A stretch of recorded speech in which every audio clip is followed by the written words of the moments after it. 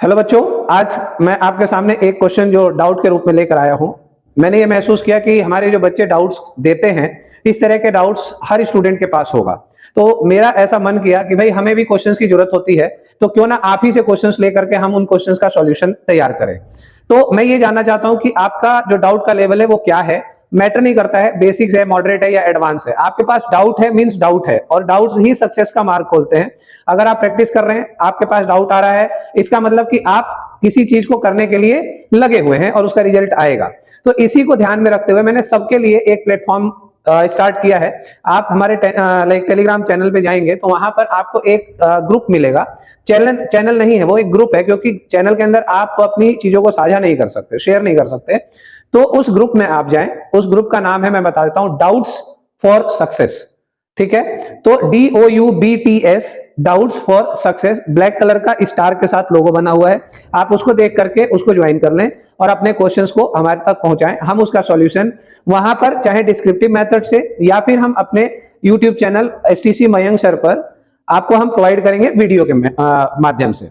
तो दोनों ही चीजें अवेलेबल है। हमें डाउट चाहिए, और ये भी मैं बता दूं कि इमीडिएट आपने भेजा और शायद वो इमीडिएट ना मिल पाए, क्योंकि डाउट्स अगर बच्चे कनेक्ट होते हैं तो डाउट्स भी ज्यादा होगा। हमारे अपने स्टूडेंट्स के भी डाउट होते हैं, उन चीजों को भी लेकर के हम यहाँ पर आएंगे और आपको समझाएंगे कि क्वेश्चंस कैसे होते हैं।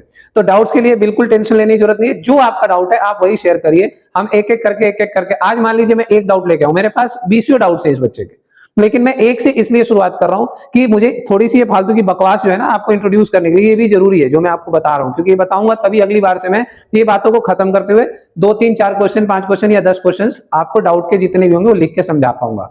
तो अब मैं सिर्फ इस क्वेश्चन को कराना चाहता हूं, ठीक है। और आप जाकर के डाउट्स फॉर सक्सेस ग्रुप को ज्वाइन कर लें टेलीग्राम चैनल पे, ठीक है। आइए देखते हैं इस क्वेश्चन को, और ये भी मैं बताऊंगा इन क्वेश्चंस के अंदर कि स्टूडेंट्स गलती कहां करते हैं और कहां गलतियां होने के चांसेस होते हैं जो हमें नहीं करने हैं।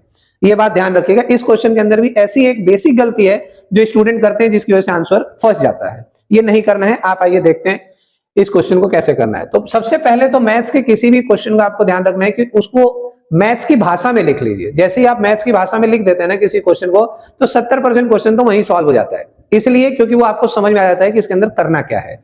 देखिए, A and B together can complete a work in 3 days। कह रहा है A और B जो है वो किसी काम को 3 दिन में करते हैं।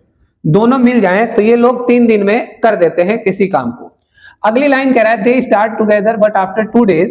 A प्लस B जो है ना, ये 2 दिन, ठीक है, काम करते हैं, यानी वर्क्स फॉर 2 days। ठीक, they start together but after 2 days B left, मतलब B लेफ्ट कर गया, तो A और B जो है उन्होंने 2 दिन तक काम किया है। ठीक, अगली लाइन पढ़ लेते हैं, the work is completed after 2 more days। इसका मतलब ये B तो छोड़ गया, B लीव्स। ठीक, अब काम बच गया, रिमेनिंग वर्क भी तो चाहिए अपने को, तो रिमेनिंग वर्क ये बच गया। जो भी है अभी अपने को पता नहीं है कि रिमेनिंग वर्क क्या है। तो इस कंडीशन में जब रिमेनिंग वर्क को कौन करता है, तो इस रिमेनिंग वर्क को A डज, है ना, A करता है। अब एक सवाल तो यही बन जाता है कि A कितने दिन में करेगा, ठीक है ना जी। तो इस तरह के सवाल को करने के लिए अभी तक अपने पास कोई रिसोर्स नहीं है। उसके लिए रिसोर्स दिया जाता है, या तो B का दिया गया होगा कि B इतने दिन में अकेले कर सकता है, तब B की एफिशिएंसी को पुट करके एक का निकाल सकते हैं। लेकिन अभी ऐसा कुछ नहीं कर सकते, एक का भी आप नहीं निकाल पाओगे। तो कैसे करोगे, रिमेनिंग वर्क को A करता है, ये इसीलिए दिया गया है कि आप अगले स्टेप को फॉलो कर सकें और क्वेश्चन हो जाए। तो A डज कितने दिन में, 2 more days, यानी 2 more days का मतलब 2 दिन में। ये देखिए यहां लिखा हुआ है 2 more days। तो अब B कितने दिन में पूरे काम को कर देगा, B कितने दिन में, B एलोन कितने दिन में कर देगा इस काम को, देखते हैं। ये क्वेश्चन है। अब ये वाला जो दिया है ना, ये इसीलिए दिया है कि इसकी हेल्प से आप A की एफिशिएंसी निकाल सके और पुट कर सके, और B की एफिशिएंसी आ जाए तो उसका आंसर निकल जाए। ये इसी पर्पज से दिया गया। तो ये ये दो हैं, ये इंपॉर्टेंट है, और उसके इन्हीं का यूज करके इसमें रखने की जरूरत पड़ेगी। चलिए दिखाता हूं। फ्रैक्शन मेथड कहलाता है, इस तरह के क्वेश्चन में आसानी से लगता है फ्रैक्शन मेथड, ठीक है। अब मैं कहता हूं कि A प्लस बी 3 दिन में करते हैं, तो इनकी A प्लस बी की दोनों की एफिशिएंसी कितनी होगी, 1/3 होगी। अब एफिशिएंसी आपको पता होगी, अगर टाइम एंड वर्क आपने पढ़ा है तो एफिशिएंसी कैसे निकलती है ये मैं उम्मीद करके चल रहा हूं। जिनको नहीं पता वो ये समझ ले कि एफिशिएंसी जो होता है इनवर्सली प्रोपोर्शनल टू टाइम होता है। मतलब टाइम का उल्टा एफिशिएंसी और एफिशिएंसी का उल्टा टाइम है। इसीलिए मैंने यहां लिखा कि 3 दिन है तो 1/3 इनकी एफिशिएंसी हो गई। इसकी अपने को जरूरत पड़ने वाली है।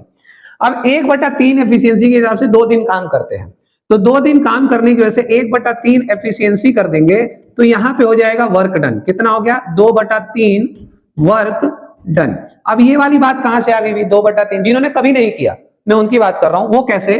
तो आप ये समझ लीजिए, एक formula efficiency equals to work upon time होता है।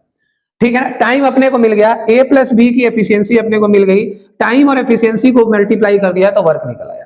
अब 2/3 काम हो गया। भाई काम था कितना, ये बात भी जानना जरूरी है कि काम कितना था। काम तो दिया ही नहीं है, तो काम नहीं दिया है तो आप एक वर्क ले लो, टोटल वर्क जो है वो 1 हो जाता है, और 2/3 माइनस कर दो तो 3 में से 2 गया, 1/3 रिमेनिंग रह गया। 1/3 जो है वो रिमेनिंग रह गया, ये वाली वैल्यू। अब इस 1/3 को कौन कर रहा है? ए कर रहा है 2 दिन में। इस 1/3 को कौन कर रहा है? ए कर रहा है 2 दिन में। अब बच्चा बिल्कुल, ये तो यहां तक तो आ गया। अब आगे यहां कांड हो जाता है। कैसा? ये समझिए, efficiency equals to work upon time. उसको लगता है कि ए की एफिशिएंसी निकाल लेते हैं, चलो निकलवा के दिखाता हूं। Efficiency equals to work upon time. Work कितना है भाई? 1/3 है। टाइम कितना है? /2। अब यहां आके बच्चा थोड़ा कंफ्यूज हो जाता है। ये होता है, आप लोग ये कमेंट करके बताइएगा कि यहां किसको कंफ्यूजन होता है। नहीं बताओगे तो पंगा हो जाएगा यार। ठीक है, देखो अब बहुत सारे बच्चे क्या करते हैं, 1/3 गुणा 1/2। एक तो ये करता है, एक स्टूडेंट ऐसा करता है। एक स्टूडेंट, मतलब मैं मान लेता हूं स्टूडेंट नंबर 1, स्टूडेंट नंबर 2 क्या करता है? 1/3, ठीक है, और इस 2 को ले जाता है ऊपर, यानी इंटू 2, तो ये क्या बन जाता है? 2/3। अब भाई ये भी 2/3, ये भी 2/3 है ना। अगर आप ये वाला मेथड करते हैं, ठीक है, तो ये बिल्कुल गलत है, ये ना करें। ठीक है, जब 2 से डिवाइड करना है तो 1/3 इंटू 1/2 मल्टीप्लीकेशन में, यानी कि ये 2 नीचे ही रह जाता है, तो यहां से वैल्यू हो गई 1/6। ठीक है ना। ये हमने क्या निकाला? एफिशिएंसी 1/6। ये तो लफड़े की बात है, यहां जब गलती होने के चांसेस है तो सर कोई और उपाय है क्या? बिल्कुल है, देता हूं। देखिए ये तो एक केस हो गया जहां गलती होने के चांसेस होते हैं, और इसमें कोई डाउट नहीं है, होता ही होता है। ठीक है ना, 100 में से 70 बच्चों से ये हो ही जाता है। आप लोग अंदाजा लगा के देखिएगा, ये इसी में नहीं, जब इस तरह की डिविजिबिलिटी आती है तो मैक्सिमम बच्चों से होता है। ये इतना तो तजुर्बा है और हमने देखा है। अब आइए इसका एक और तरीका बता देता हूं जो ना होने। तो 1/3 काम है ना, आपने देखा होगा फ्रैक्शन ऑफ वर्क का टॉपिक आता है इसी के अंदर। फ्रैक्शन ऑफ वर्क पर बेस क्वेश्चंस आते हैं इसी पर। तो कैसे करते हैं? अगर 1/3 काम 2 दिन में होता है तो इसका एक मेथड होता है टोटल वर्क कितने दिन में हो जाएगा। तो हम क्या करते हैं? क्रॉस मल्टीप्लाई कर लेते हैं। ठीक है ना, तो क्रॉस मल्टीप्लाई कर दिया तो टोटल वर्क हो जाएगा 3 इंटू 2, यानी कि 6 दिन में। तो यहां पर क्या होता है, जब इस तरह की डिविजिबिलिटी आ जाए या इस तरह का डाउट आ जाए तो आप इस पैटर्न को यूज कर लें, गलती होने का चांस नहीं होता। और एक छोटी सी गलती हो जाती है ना, तो आप ये समझो कि ये लगता है यार ये क्वेश्चन इतना आसान है, हो क्यों नहीं रहा, लगे रहते हैं उसमें क्वेश्चंस को करने में और टाइम खराब हो जाता है। तो अल्टरनेट मेथड आप ये रख लो कि अच्छा 1/3 काम 2 दिन में हो रहा है, पूरा काम ले लेता हूं, साला टेंशन ही खत्म, है ना, तो 6 दिन में करा लेंगे। अब ए की एफिशिएंसी कितनी हो गई? As efficiency. अब पूरा काम 6 दिन में कर रहा है तो 1/6 इसकी एफिशिएंसी होगी। अपना काम बन गया 1/6 में। अब यहां पर आप देखो a प्लस बी की एफिशिएंसी कितनी है? a प्लस बी की एफिशिएंसी 1/3 है। इसमें अगर मैं कहूं a की एफिशिएंसी कितनी आ गई? 1/6 आ गई।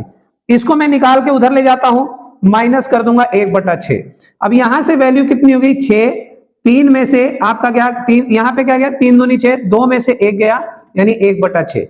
ये क्या आया? ये बी की एफिशिएंसी आई, एफिशिएंसी बी की आई। तो बी का टाइम कितना हो जाएगा? 6 दिन इसका टाइम हो जाएगा।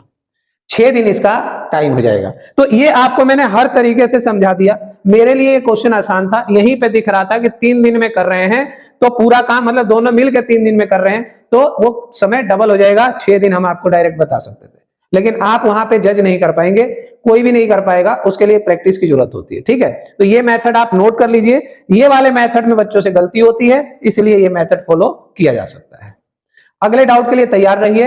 अगले डाउट सेशन में प्रयास करूंगा, एक नहीं 4-5 क्वेश्चंस, 10 क्वेश्चंस का डाउट लेके आऊं। आप लोग भी याद रखें, डाउट्स फॉर सक्सेस ग्रुप है टेलीग्राम पर, उसको ज्वाइन करें और वहां क्वेश्चंस भेजें। आपको छोटा हो या बड़ा क्वेश्चन अगर नहीं समझ में आ रहा है तो आप उसको हमें शेयर कर दें, उसे हम समझना चाहते हैं, हम देखना चाहते हैं कि हमारी प्रैक्टिस कैसी चल रही है। Thank you.